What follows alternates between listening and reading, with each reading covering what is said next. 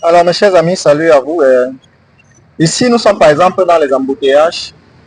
Alors, comment est-ce qu'on se situe dans les embouteillages? Vous avez de la peine toujours à rouler dans les embouteillages, surtout quand ça se retrouve sur une pareille côte. Alors, vous voyez, je suis déjà en train de rouler et le véhicule qui est devant moi, lorsque j'arrive derrière, quand je me rapproche, je vais juste décélérer le véhicule. Soit je maintiens mon accélérateur à un rythme constant pour rouler avec. Alors, je maintiens comme ceci et apparemment, je suis en train d'arriver à une intersection où il y a les feux. Bon. Et comme il y a les feux, c'est la signalisation, je vois le feu rouge qui m'interdit de circuler, mais on a la présence des agents réglant la circulation, de la police, qui sont en train de régler la circulation. Donc, automatiquement, moi, je ne contrôle plus le changement des feux. Parce que vous savez que la signalisation manuelle, qui représente les injonctions de la police, elle est au-dessus, elle prime sur la signalisation lumineuse. Et elle prime également, elle est au-dessus de tous les autres types de signalisation. Alors ici, je viens de traverser l'intersection, je suis là. Et maintenant, vous regardez, devant moi, on a le véhicule qui circule et on va aller au fur et à mesure, petit à petit. C'est sur une descente. Alors, je vais m'hasarder beaucoup plus au niveau des pédales parce que c'est ça qui vous dérange. Alors, vous freinez le véhicule progressivement en appuyant aussi l'embrayage parce qu'on a beaucoup freiné. On est presque à l'arrêt et on doit toujours se rassurer qu'on est en première vitesse. Toujours se rassurer qu'on est en première vitesse et le pied à fond sur la pédale d'embrayage, on roule tout doucement. Ici, c'est une descente. Ici, c'est une descente et comme c'est une descente, vous n'avez même pas besoin d'accélérer. Vous libérez simplement la pédale de frein et la voiture va avancer au fur et à mesure. Ça va avancer au fur et à mesure et qu'il y a possibilité, vous dirigez votre voiture, vous accélérez. Maintenant, comme c'est libre, je peux accélérer ma voiture et puis je passe ma deuxième vitesse pour continuer à rouler.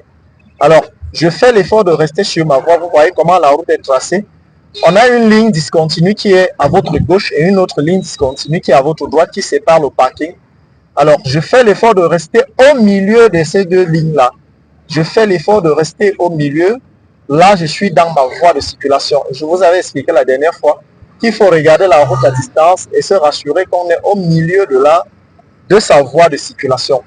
Maintenant, lorsque je roule, comme je suis un véhicule lent, parce que comme vous roulez, vous apprenez encore, vous êtes un véhicule lent, vous devez serrer beaucoup plus à droite pour ne pas gêner les usagers qui sont derrière vous et qui vont aller plus vite, mes chers amis. Donc, c'est comme ça qu'on doit circuler en agglomération.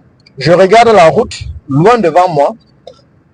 Alors, il y a un passage clouté, je vérifie si personne ne traverse. Il y a une maman qui veut traverser la route, alors j'attends, je patiente d'abord. Il finit de traverser et puis je m'engage. Quand il finit de traverser, je m'engage maintenant et je continue. Vous savez, quand le piéton qui s'est déjà engagé à traverser la route est toujours prioritaire, on doit faire l'effort de le laisser traverser. C'est ce que beaucoup ne savent pas. Alors, je continue à rouler et tout droit devant moi, j'aurai également une sortie. Je vais prendre la sortie qui est à ma droite, tout droit devant moi. Je commence d'abord par signaler.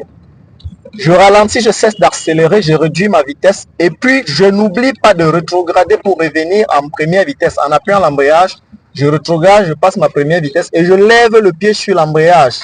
Quand vous rétrogradez, vous levez le pied sur l'embrayage et la voiture commence à rouler, ça continue à rouler au fur et à mesure.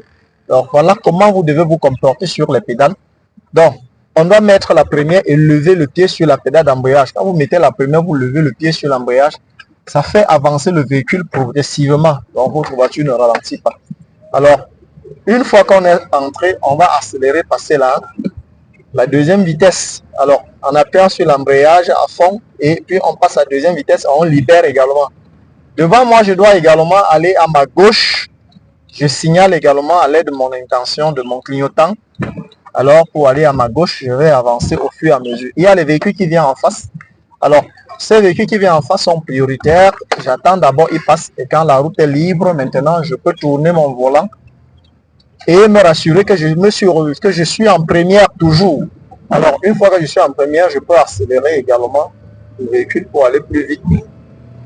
Alors, voilà comment on circule en agglomération. Vous avez souvent de la peine à rouler. Et comme vous êtes débutant, faites toujours l'effort de rester en première et deuxième vitesse. Première et deuxième vitesse. Là où il y a une petite situation, vous revenez en première.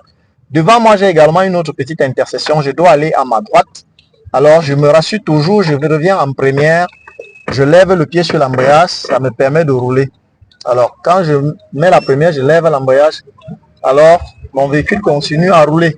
Quand vous changez la vitesse, il faut toujours lever le pied sur la pédale d'embrayage. Alors, quand vous levez le pied, maintenant, ça permet à la voiture de continuer à rouler. Alors, c'est quand vous changez la vitesse, vous ne levez pas l'embrayage, ça bloque le véhicule sur place, ça fait ralentir plutôt le véhicule. Et en levant le pied sur la pédale d'embrayage, vous ne lâchez pas. On change la vitesse et on lève au fur et à mesure. On lève la pédale d'embrayage de manière progressive. Alors voilà comment on se comporte en circulation, en agglomération, mes chers amis, c'est très simple. Donc, vous qui avez des difficultés, il faut apprendre à lire la situation à distance. Je suis ici, je dois lire ma situation à distance. Je vois l'obstacle plus loin devant moi. Alors, tout droit devant moi, je dois encore entrer à ma gauche. Je signale encore à l'aide de mon clignotant, premièrement. Deuxièmement, je rétrograde ma voiture, je reviens en première et je lance l'œil devant s'il n'y a pas une voiture qui est en train de venir en face. Si oui, il est encore loin, je peux m'engager. Alors, je tourne et puis comme je suis toujours en première, je continue, j'accélère et puis je peux passer ma deuxième vitesse. Et là, je continue à accélérer pour aller tout droit. Alors, je suis en train de me rapprocher également vers une autre intersection.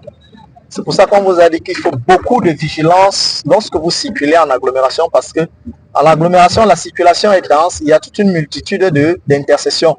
Donc là, il faut faire très attention. Ici, je ralentis comme je pars tout droit et je me rassure toujours d'être revenu en première vitesse et je lève mon embrayage pour permettre à la voiture de ne pas s'arrêter ou de ne pas caler le moteur parce que si vous ralentissez étant en deuxième, dès lors que vous allez vouloir accélérer, le moteur va s'arrêter. Alors, je continue à rouler et je mets ma voiture en deuxième vitesse et j'accélère pour rouler. Alors, mes chers amis, c'était juste une petite vidéo pour vous apporter quelques éclairages sur comment vous devez rouler en agglomération. Comment vous devez vous comporter quand il y a embouteillage devant vous. Quand il y a des embouteillages, on avance aussi au fur et à mesure que l'embouteillage avance. Mais si on se rend compte que le véhicule qui nous précède ralentit davantage, ça veut dire qu'on va s'arrêter automatiquement derrière ce véhicule. On va donc aussi cesser d'accélérer et puis rétrograder la voiture pour revenir en première vitesse. On rétrograde toujours, comme je me retrouve derrière ce véhicule, je rétrograde pour revenir en première vitesse et je lève le pied sur l'embrayage pour permettre à ma voiture d'avancer. Alors j'accélère encore, plus ça circule, plus je peux aller encore en deuxième vitesse. C'est comme ça. Et maintenant, s'il y a une intersection, je voulais y rappeler également, s'il y a une intersection devant vous, vous l'identifiez à distance, vous signalez votre intention, quelle direction vous allez prendre, et puis maintenant, vous allez également identifier s'il existe une signalisation à respecter là-bas. Vous connaissez déjà les types de signalisation, il faut aller regarder l'une de mes vidéos, j'avais parlé des 4 types de signalisation qui existent. Et puis maintenant, vous regardez, s'il n'y a pas une signalisation, alors ça veut dire que l'intersection est muette, vous allez appliquer la règle la priorité à droite. Ici, par exemple, je m'en vais à ma gauche, c'est une intersection sous forme de rond-point. Alors, je mets mon clignotant, je me rétrograde, je reviens en première et j'avance, j'applique la priorité à droite et puis j'attends quand ce véhicule traverse. Maintenant, je peux m'engager. Maintenant, alors je continue à circuler comme ceci. Donc mes chers amis, voilà quelques conseils comment vous pouvez rouler en agglomération. Alors en écoutant ça, moi je sais que vos préoccupations sont beaucoup plus sur les pédales, la direction, comment se comporter. Alors vous devez savoir que chaque fois qu'il y a une situation, on revient en première. Je ne fais que le répéter. Il ne faut pas manquer de revenir toujours en première vitesse. C'est quand vous revenez en première vitesse, vous levez l'embrayage, ça vous permet d'aller tout doucement, de prendre l'avance sur l'obstacle, de maîtriser votre véhicule et d'aller tout doucement. Donc c'est comme ça que vous devez rouler, mes chers amis. Donc, si vous avez aimé la vidéo, n'oubliez pas de liker, de partager et surtout de vous abonner pour ne plus rater de prochaines vidéos. Merci.